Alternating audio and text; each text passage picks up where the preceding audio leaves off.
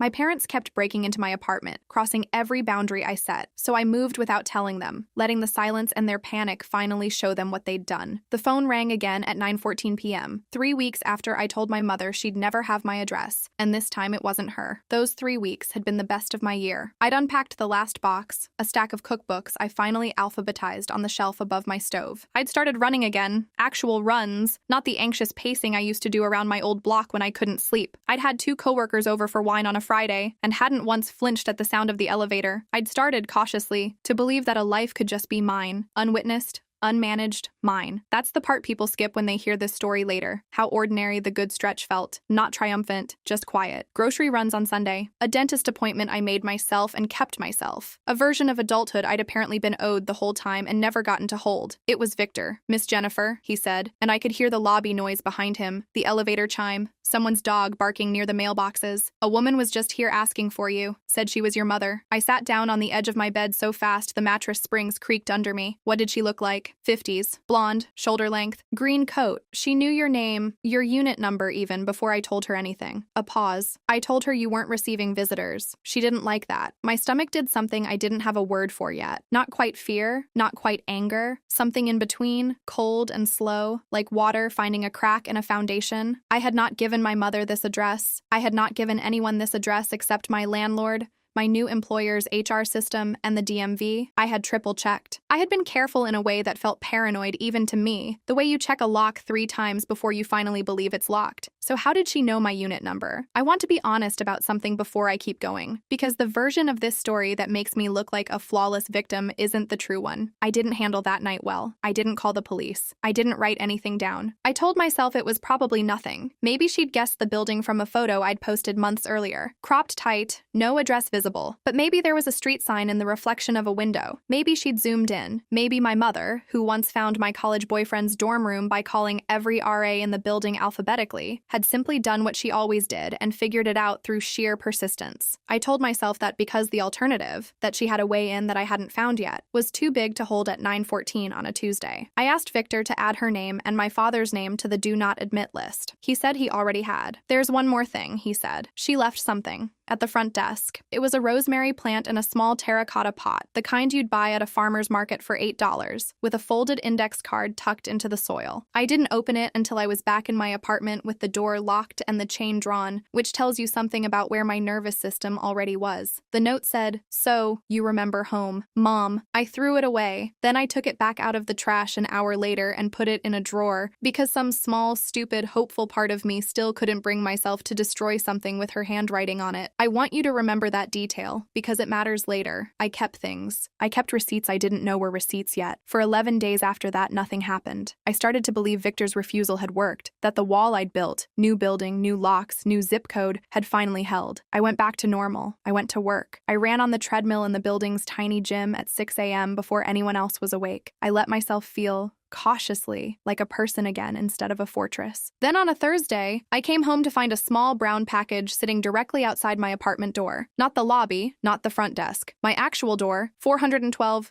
4th floor. At the end of a hallway you needed a key fob to even access. Inside was a photo of me as a child, maybe 6 years old, sitting on my father's shoulders at what looked like the Oregon coast. On the back, in my mother's handwriting, "We miss our girl." My hands were shaking hard enough that I dropped my keys twice trying to get into my own apartment. I called Lily first, because some old instinct in me still reached for my sister before I reached for logic. "Did you give them my address?" "What?" "No." A pause too long to be nothing. "Why would I have your address? You didn't even give it to me." That was true. I hadn't. Which meant either my sister was lying to me with a straight face, or someone else, someone I hadn't considered, was the leak. I sat with that for 2 days before it hit me, and when it did, I actually laughed out loud, alone in my kitchen, the kind of laugh that has no humor in it at all. 3 years earlier, before any of this, before I even understood my parents needed to be kept out of rooms, my mother had asked me to download an app called Life 360 before a road trip to Seattle with college friends. "Just so I know you got there safe," she'd said. And at 23, wanting to be a good daughter, wanting to avoid the particular flavor of guilt she was so skilled at deploying, I'd downloaded it. I used it for the trip. I forgot about it completely afterward, the way you forget about a browser tab open in the background of your life. Still running, still connected, still quietly reporting. I opened the app that night for the first time in years. My little blue dot sat exactly where I was sitting, glowing on a map of downtown Portland, my new building outlined in soft gray, my unit's approximate coordinates visible to anyone in my family circle. My mother had never left that circle. I had never removed her. I deleted the app so fast my thumb slipped and I had to do it twice. I felt something I can only describe as nausea mixed with humiliation. Not because she'd found a clever workaround, but because the whole time I'd been telling myself I'd built an unbreakable wall. I'd been carrying a homing beacon in my own pocket, 3 years old, installed by my own hand, because I hadn't wanted to disappoint her. I want to be clear that discovering this didn't feel like relief. It felt like finding out the lock I'd trusted had a spare key hanging on a nail the whole time, one I'd forgotten I'd hung there myself. For 4 days after I deleted the app, it was quiet again. I started to believe, for the second time, that the problem was solved. It wasn't. The Life 360 app explained the plant,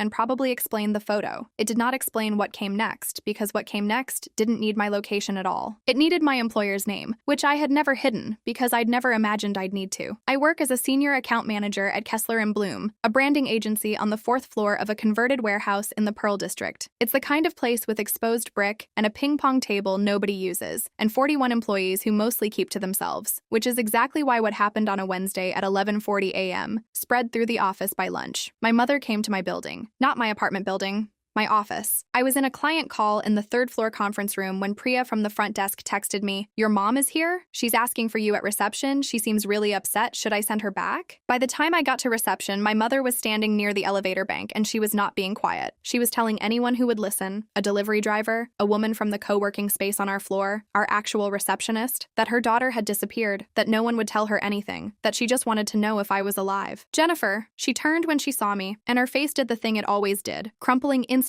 into a performance of relief so complete I almost believed it myself. "Oh, thank God.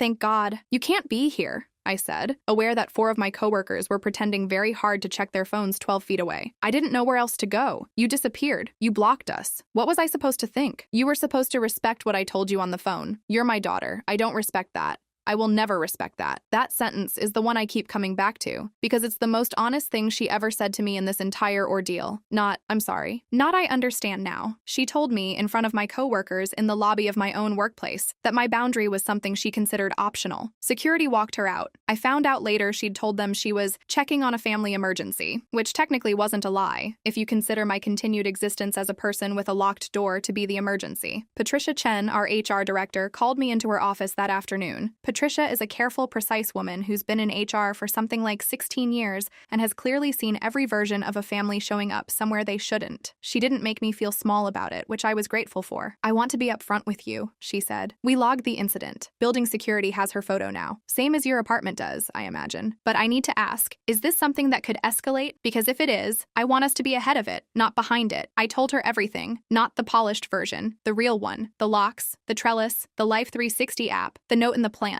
Saying it out loud in a fluorescent-lit office to someone taking notes on a legal pad made it real in a way that saying it to myself in my apartment never had. Patricia wrote it all down and told me gently that at some point I might want to talk to a lawyer, not because the company needed me to, but because the pattern she was hearing worried her. I didn't listen to that advice immediately. I want to admit that too. I told myself it would burn itself out, the way small fires sometimes do if you just don't feed them oxygen. I was wrong, and the 2 weeks that followed proved it. 4 days after security walked my mother out of the lobby, a package arrived at my desk at work, the one place I hadn't yet learned to lock down, because I still, stupidly, thought of it as separate from all of this. Inside was a scarf, pale blue, the kind of soft cashmere blend thing my mother always bought when she wanted to say something she couldn't say out loud. No note this time. She didn't need one anymore. She knew I'd know exactly who it was from. I almost wore it. That's the part I still can't fully forgive myself for, how close I came. It was cold that week, and it was a nice scarf, and some exhausted, starving part of me wanted, for just one afternoon, to accept something from my mother without it meaning anything. I had it half wound around my neck at my desk when my phone buzzed with a notification I'd never seen before. AirTag detected near you. This item has been moving with you for a while.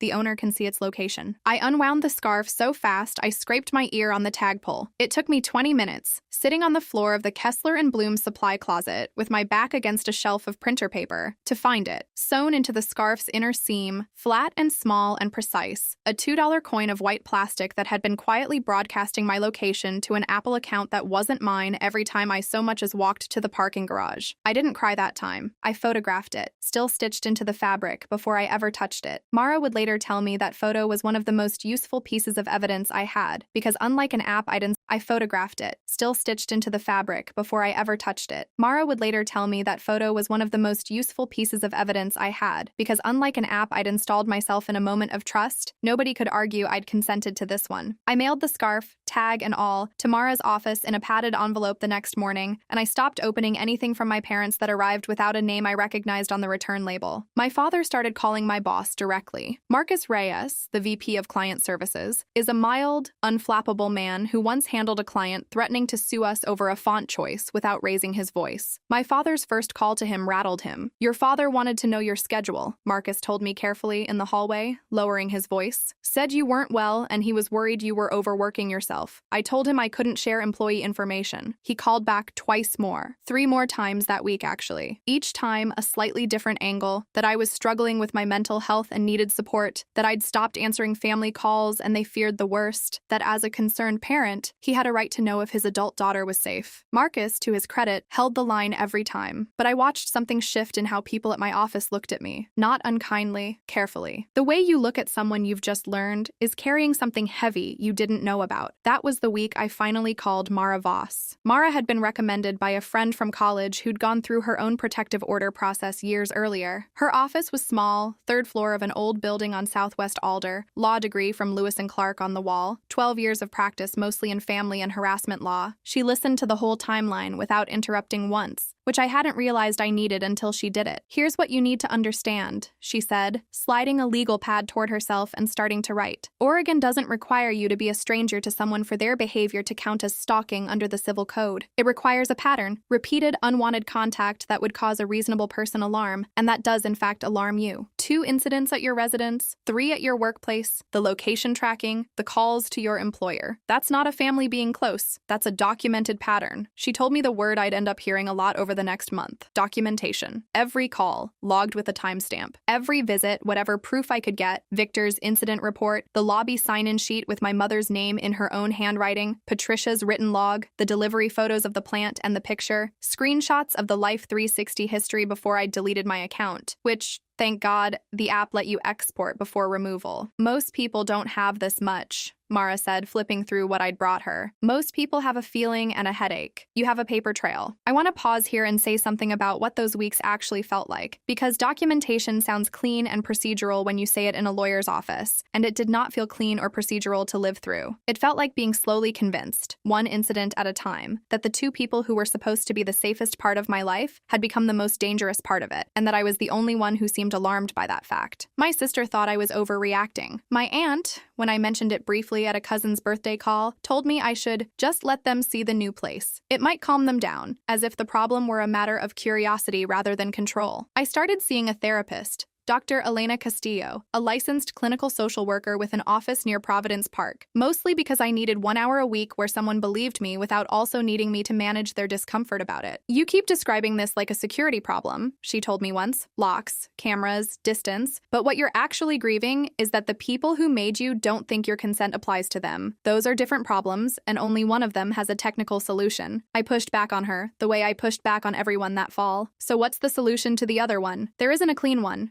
she said. "You don't get your mother to suddenly believe you're a separate person just because a judge tells her to stay 500 feet away. You get the 500 feet. That's not nothing. But grieving the mother who was supposed to believe you automatically, that part doesn't come with a court date." I hated that answer for weeks. I think I hate it a little even now, because it was right. And being right isn't the same as being comforting. I didn't fully understand what she meant until the night everything went wrong. It was a Sunday, 11:52 p.m., 19 days after the office lobby incident. I was asleep. I woke up to my phone buzzing against the nightstand, and then, underneath that sound, something worse. A hard, Rhythmic knocking on my apartment door. Not a knock, a pounding. Portland police, open the door! I have never moved that fast in my life. I got to the door in seconds, heart slamming, certain something catastrophic had happened to someone I loved, because that is the only reason a normal person's brain can conjure for police at midnight. My hands were shaking so badly I fumbled the deadbolt twice before it turned. There were 2 officers in the hallway, and behind them, a paramedic unit. 2 EMTs with a gurney folded flat against the wall, clearly ready to be unfolded. A door down the hall cracked open. My neighbor, an older man named Frank, who I usually only saw taking out recycling, stood in his doorway in a bathrobe, watching. I would think about that later. How many of my neighbors had their own private theory about me by morning, built entirely out of flashing lights in a hallway at midnight? None of it true. One of the officers, a woman with CIT, Crisis Intervention Team, on her vest, spoke first, her voice deliberately calm in the way I now recognize as trained. "Ma'am, we received a call reporting a welfare concern. A family member said you'd sent a message indicating you might hurt yourself tonight. We need to come in and check on you." I stood in my own doorway in pajama pants and a t-shirt, 26 years old, being asked to prove I was not a danger to myself because my mother had called it in. "Can I see the message?" I asked. My voice came out small, almost apologetic, the way you talk when you're afraid the wrong tone might get you strapped to a gurney. "The one I supposedly sent." "We don't have the exact text in front of us," the officer said. The caller described the content to dispatch. That's often how these come in. Described, not shown, not forwarded. Described by the one person on earth who had spent 3 weeks proving she could not be trusted with a single fact about my life, and it had been enough to send 4 armed and uniformed strangers to my door in the middle of the night. I want to be precise about how frightening this is, because it's different from every other kind of frightening in this story. A welfare check like that can end with you being placed on what's called an involuntary hold. In Oregon, that's a civil commitment process, up to a certain number of hours for evaluation, based on an officer or clinician's judgment in the moment, not on the actual facts. I had sent no such message. I had no history of self-harm. None of that mattered in the doorway at midnight, because the system is built to treat every report like it might be true until proven otherwise, and proving otherwise, at midnight in pajamas, shaking, is not easy. The officer, her name tag read R. Ford, asked to come in. I let her, because refusing would have looked to her exactly like the thing she was there to rule out. She looked around my apartment, asked me a series of calm, careful questions. "Are you having thoughts of hurting yourself? Do you have a plan? Have you taken anything tonight?" I answered everyone, my voice thinner than I wanted it to be, and somewhere in the middle of it I started to cry. Not from sadness, but from the sheer, disorienting fury of being interrogated in my own home at midnight because my mother had weaponized the one system designed to protect people like me. "I need you to see something," I told Officer Ford once I'd gotten my breathing under control. I pulled up my phone, my actual text history with my mother. 3 weeks of silence on my end, her messages growing shorter, sharper, and then, that night, a final one at 11:31 p.m. "If you won't answer me, I'm calling someone who can make you." 21 minutes later, the call had come in. Officer Ford, I'd learned later she'd spent 14 years with Portland PD, the last 6 specifically trained in crisis response, read the message twice. She looked at me for a long moment. "This isn't the first contact from your family, is it?" "No." "Do you have documentation?" I did. I had, by that point, more documentation than I ever wanted to own about my own life. She stepped out into the hallway to speak with her partner, and, I assume, with dispatch. When she came back in, her posture had changed. Not softer exactly, but recalibrated, the way a person looks when they've realized they were standing in the wrong story. "We're not going to transport you tonight," she said. "Based on what I'm seeing, this doesn't meet criteria. And frankly, this looks like something else." She handed me a card. "I want you to file a report, not a welfare check. A harassment report, tied to everything else you've told me. What your mother did tonight, knowingly reporting false information to trigger an emergency response. That's not protective. In Oregon, that's initiating a false report, and depending on how the DA's office wants to handle it, it can be charged." I didn't sleep that night. I sat on my couch with the lights on until 5 a.m., the rosemary plant still alive on my windowsill because some part of me still hadn't been able to throw it away, and I thought about my mother lying in her bed 20 minutes away, having just sent armed officers and a gurney to my door, believing I am almost certain that she had done something loving. The next 11 days were the most procedural of my life, and I mean that as a compliment to how much better procedure felt than chaos. Mara filed for an emergency civil stalking protective order the following morning, citing the pattern: apartment intrusions prior to my move, the Life 360 tracking, the workplace visit, the calls to Marcus, and now the false emergency report, which Officer Ford's incident report corroborated in writing. A judge granted a temporary order within 72 hours, which meant that as of that Wednesday, my mother and father were legally prohibited from contacting me, from coming within a specified distance of my home or workplace, and from contacting third parties, my employer, my sister, anyone, in an effort to reach reach me. The hearing for the permanent order was 6 weeks later. I want to tell you it felt triumphant. Mostly it felt long. Courtroom 4B on a Tuesday morning. Fluorescent light flattening everyone's face into the same tired gray. A docket clerk calling names in a monotone like she was reading a grocery list. My mother wore a gray blazer I recognized from a dozen family Christmases. My father sat beside her in a tie he never wore unless someone had died. Mara laid it out the way she'd promised she would. Methodical, unhurried, letting each piece sit before moving to the next. Exhibit A, the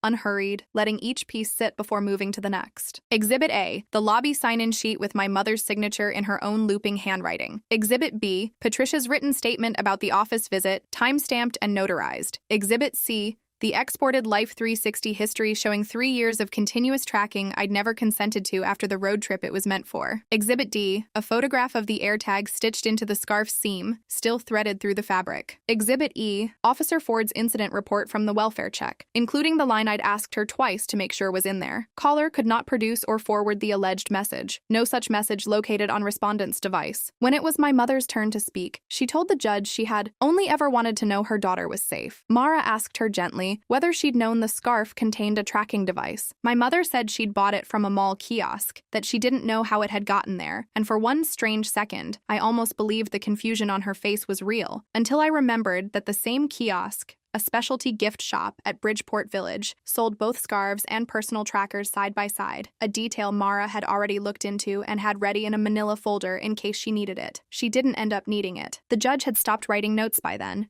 and was simply watching my mother talk. The judge granted the permanent order, 2 years, renewable, covering my home, my workplace, and prohibiting third-party contact through Lily, through Marcus, through anyone acting as a go-between. My mother was also referred, separately, to the district attorney's office for initiating a false report to emergency services. A deputy DA named Alan Whitfield handled the review and ultimately offered a diversion program, standard given no prior record, an anger management and boundaries course, a year of compliance, no formal conviction if she completed it. Some small, tired part of me had wanted something louder than diversion. But Mara reminded me, walking out of the courthouse into the gray Portland drizzle, that the order was the part with teeth. The diversion was accountability. The order was distance, and distance was what I'd actually been asking for since the night I first smelled her perfume in an apartment she was never given a key to. My aunt called me the week after the hearing. She'd heard about the false 911 call from my grandmother, who'd heard it from Lily, who, finally, only after seeing the police report Mara had shown her to explain why I hadn't been returning calls, believed me completely. My aunt didn't apologize exactly, but she said something I'll remember. I told your mother once that concern isn't the same as control. I don't think she's ever once believed me either. Lily texted me a month later. Just 3 words. I get it now. She didn't need to say more. I knew what it had cost her to send it. My father never called after the hearing. 6 months in, one letter arrived at my office, forwarded through Mara's firm the way the order required. No visits, no direct contact. Everything filtered through an attorney like a decompression chamber. It was short. He wrote that he didn't understand what he'd done wrong, that he'd only ever gone along with what my mother wanted, because keeping the peace at home had always felt safer than questioning her, and that he was sorry if that had cost me something. It wasn't the apology I'd spent a decade hoping for. It was, I think, the most honest sentence my father had ever written me, an admission that his love had always come with someone else's terms attached, and that he'd never once thought to ask whose terms they should have been. I still have the rosemary plant. It's the only thing from that entire year I chose to keep on purpose. Everything else, the locks, the reports, the exhibits,